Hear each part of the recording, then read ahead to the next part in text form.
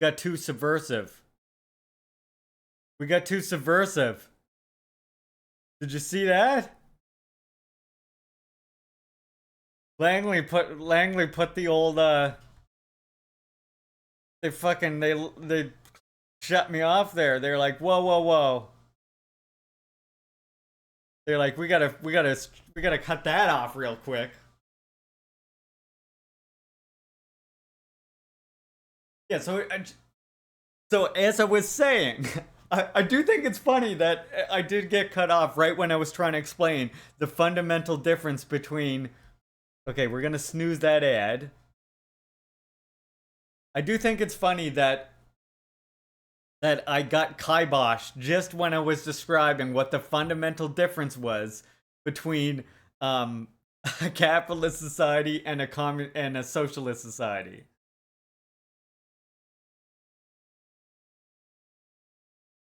I know this is silly, but now that I think about it, I've never seen that happen to white people, right?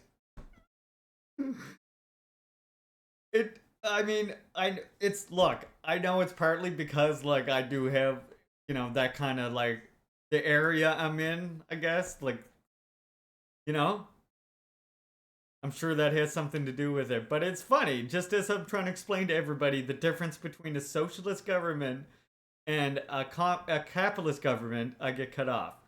So what I was saying is what we you have with a capitalist government is your two competing bourgeois representatives who are basically like in a circus, right? And whichever one wins gets direct hold of the state organs.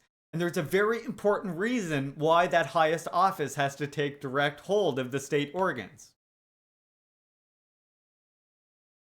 It takes direct hold of the state organs because it has to represent not the will of the vast majority who puts enormous pressure on them when they start steering wrong or when too many of their demands aren't met, but it has to quietly serve the people in power. So that's why this highest legislative office takes then direct hold of all the state organs. What is that command? Sam, do you know that command for the democracy? Yeah, there it is. It's a good way to illustrate it. What I'm talking about. When I say like that one person, the one office takes direct hold of all state organs, you can see it very clearly with this and who that person then appoints. Now, whoever it is, the president, head of the military, head of the state, head of the party. The legislative head is appointed by the president. Highest legislative power is the president. Judicial head is appointed by the president. The head of the foreign policy is the president. The head of the vice foreign head is appointed by the president. The head of domestic lands is appointed by the president. Head of education is appointed by the president. The head of healthcare is appointed by the president. See? You see a problem there? The way it works in DPRK, this authoritarian socialist regime, instead you have the party and all parties. It's not a single party system. That's a whole nother can of worms. But no party in DPRK can ever take direct hold of state organs. Instead, the state itself has control over the parties, essentially, to a degree. Not it has say over party members. I'll put it this way. The state has say over party members who participate on state organs, right? And I mean, I guess you could then extend that further where, yeah, the people's state does technically then have control over party members who aren't as well by security means and the subsidized union system that I mentioned earlier. But in DPRK, you don't actually have a head of state. It's a position that was abolished in 1994 and is the reason why Kim Il-sung is known as the eternal president of DPRK. And even these other people here, by the way, like the executive head, unlike the executive head, President Donald Trump has certain veto powers and certain emergency powers that he can take in the executive head. Whereas the executive head here is merely one vote on a body of many people. Yeah, I mean it is symbiotic in a way, but not really. Like it's more, it's just that it's symbiotic in the sense that, yeah, the at the end of the day, the Workers' Party has complete control, or sorry, the Supreme People's Assembly and the state itself has complete control over the party. But the party can never take control of the state organs directly.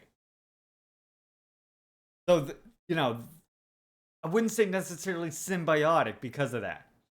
The way that the Workers' Party in any society has to lead is simply by its members going among the people, convincing them that the party's line is the correct one and the one that is championing the interests of all people, and then getting them to align behind that narrative persuasively. That's how the Workers' Party implements its lines. And all of these people, like, he's one vote in matters. And all of these people, the judicial head, the legislative head, the head of the party, sorry, not the head of the party, the head of the military, the judicial head, all of these ones, other than the head of the party, are all appointed by the state. So all appointed by the elected body of workers, peasants, etc. Whereas, and the reason why I say except the party is because, as you can imagine, where the party can't take direct hold of state organs, it is an inter-party affair who is the leader of the party, or who is in what position of what party. And there is multiple parties in the DPRK.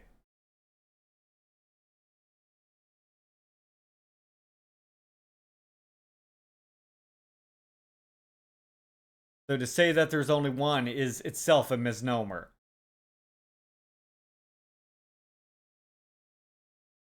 They even have a social democratic party, but it's not the same.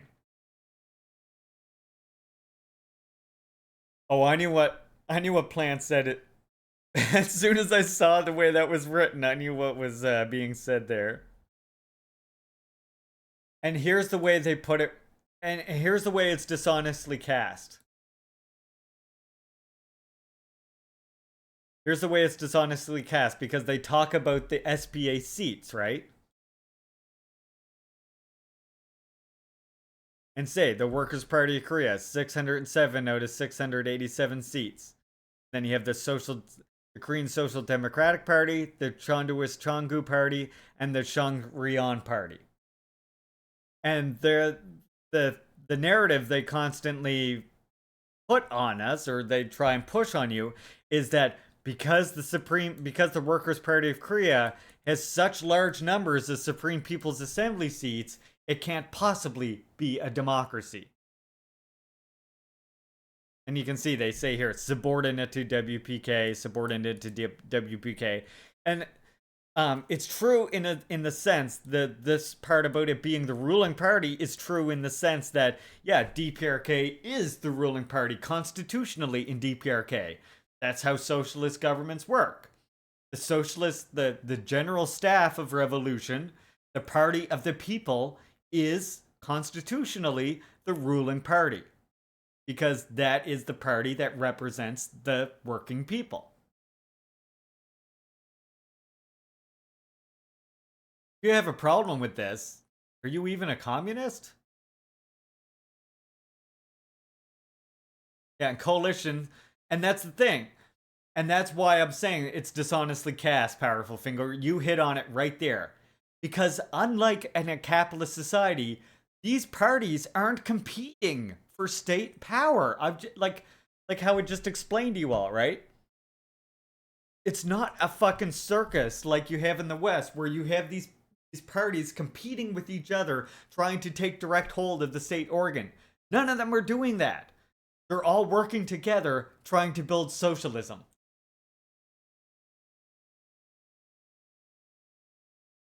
And the reason why the reason why the Workers' Party of Korea gets such huge numbers of seats, and why so many people elect, the better way to put it is, the reason why so many people elect members in their constituency from the Workers' Party of Korea is because of the lines and policies that the Workers' Party of Korea has passed over the past 70 fucking years.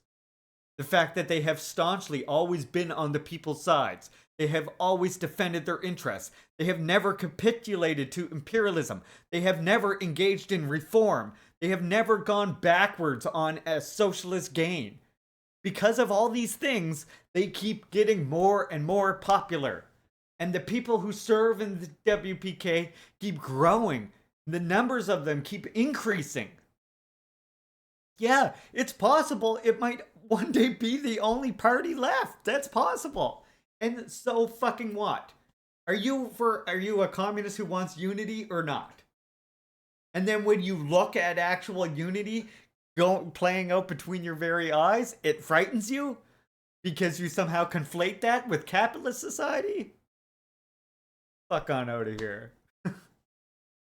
The United States is also a one-party state, but with typical American extravagance, they have two of them. That's just it. The DPRK, and this is the difference between, there's a great Stalin quote. The difference between DPRK and any capitalist government is that, as Stalin put it, what we have, because it's our dictatorship, because what we're fighting for is a dictatorship of the masses themselves, our dictatorship is an open, honest dictatorship. And this is reflected in very simple things, like the way that, look at the way USSR and other socialist nations just openly will tell you the propaganda department, right? They have propaganda departments. You can watch a movie from USSR, and in the back, at the end of the movie, it'll be like, Soviet Propaganda Department #1, or whatever the fuck, right? Like, they're open and honest about what their policies, what their lines are. A bourgeois dictatorship, meanwhile, has to operate in collusion behind closed doors against the will of the masses. They have a secret dictatorship. There it is, I found it. Here we go. The fact also that the dictatorship of the bourgeoisie is a secret, concealed, backstage dictatorship, which needs a plausible camouflage with which to deceive the masses. The dictatorship of the proletariat and revolutionary peasantry, on the other hand, is an open dictatorship, a dictatorship of the masses, which has no need to resort to deception in home affairs, or to secret diplomacy in foreign affairs. Which is why Lenin published all those secret dealings with the various great powers, by the way, when the revolution carried out. Yep, big communist, big communist. Oh. But it follows that our bourgeois dictators will strive to solve the most vital problems of the country, the question of war and peace, for example, behind the back of the masses, without the masses, by means of a conspiracy against the masses. And that's, by the way, if you want to see that this was put, and this was said before the revolution occurred, this was said before the revolution broke out, and you know what? The revolution proved this absolutely fucking true.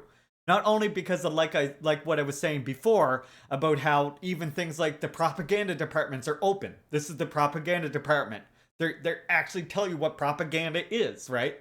Whereas here in the West, it's like, oh no, we don't have propaganda. We have free and independent media. Not propaganda. Totally different thing, right? Not just with that alone, but also look at what the USSR did once it backed out of as soon as they had revolution, right? As soon as revolution broke out in USSR, what is the first thing that Lenin did? Backed out of World War I, right? What is the second thing that Lenin did? He printed all the secret dealings of all the bourgeois powers and distributed them among all the people. And all the people went, holy fuck! Let's go, smokes. And the people looked at that and when they were like, look, we knew they were all cousins, but this collusion is sickening.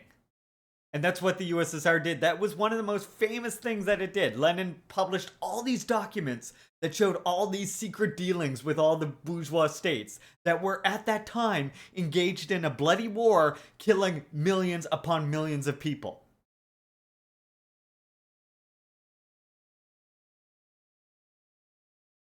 So literally did exactly what Stalin is like predicting here and saying like that's a proletarian dictatorship is an open dictatorship of us against the bourgeoisie, against the imperialists, and against the colonialists. And you should be proud if you ever are to live under a dictatorship of the proletariat.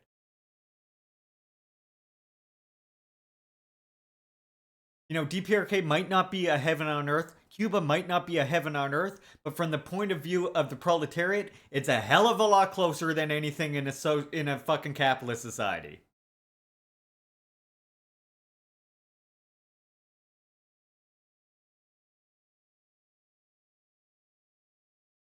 Oh, and that gift, Sebs, the secret speech by Khrushchev was that was the gift. It was the golden egg to the capitalists and the imperialists, right?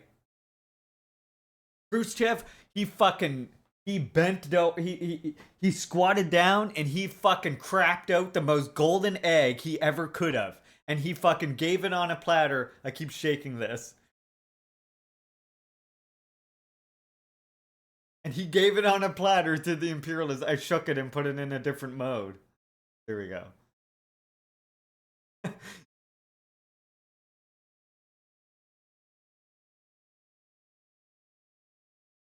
This is why Lushaba and understanding Euro-Western epitasis is so important. The underlying racist bias preconception here is that any system that doesn't follow Western episystems is inherently inferior and undemocratic, as if Greek Roman Empire was anything but slave society devoid of equality. And I will say, too many Marxists think with this. I think it's kind of the dead end that historical materialism has got us into. And look, I always try to say it all the time, right? Historical materialism provided a great benefit to us. It allowed us to overcome a great deal of backwards reactionary thinking. But it also has limitations. And the limitation of historical materialism is that ultimately is based on a European white-centric view of history, of social history. And one that that's at worst, and one that at best is steeped in economism and economic reductionism.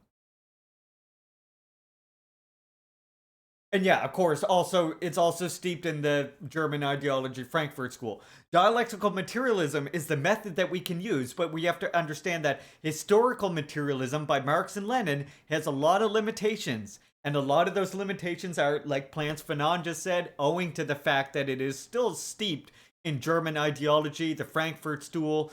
It has derivations, it has inheritance from Kant and Hegel and other things.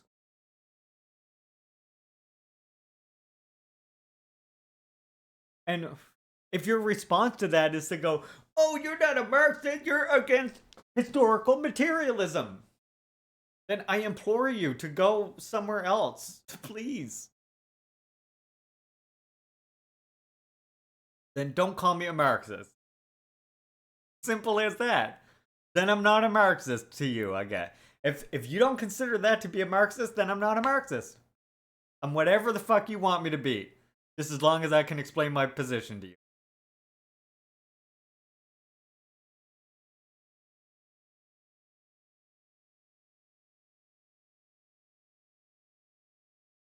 Been listening to his lectures a lot this week on modernity. Yes. I'm gonna throw up this while we're on we got 1 minute left in the ad break. I want to thank you all, by the way, all my subscribers who are not seeing an ad right now. Support is very much appreciated, especially right now, going through a bit of a stressful time, as I'm sure you might.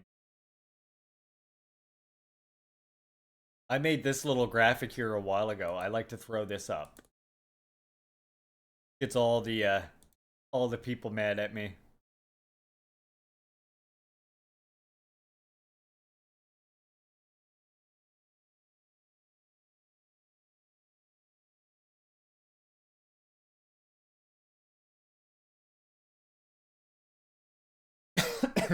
And all of these tendencies, all of the Eurocentrism is expressed mainly in historical materialism.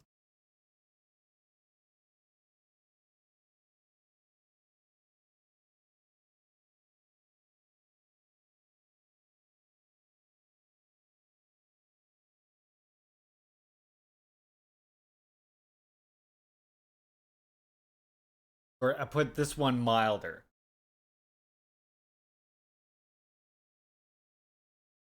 Yeah, it isn't all that thin. In fact, I would say what's interesting, Plants Phenon, I think you might agree with me, is I think the closer we're marching towards that inevitable First Nations liberation, the more we see these reactionary hat socks, these reactionary knots balls, the more we see them come out of the woodwork and feel free to just like spout their reactionary ideological nonsense all over the fucking internet, right? Because their position is becoming more and more threatened. They're worried, deep down, they're worried that what is going to happen will happen, that anti colonialism will win. And they're organizing against that.